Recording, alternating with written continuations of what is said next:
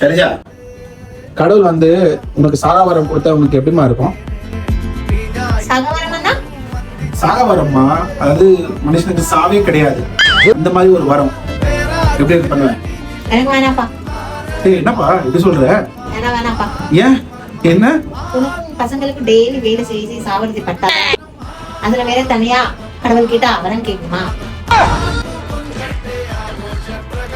சரி என்ன விடு. உனக்கு அந்த மாதிரி வரம் கிடைச்சா என்ன பண்ணுவேன் அது சொல்லு. எனக்கா? என்னப்பா கண்ணியப்பா, நான் யார் என்று தெரிகிறதா?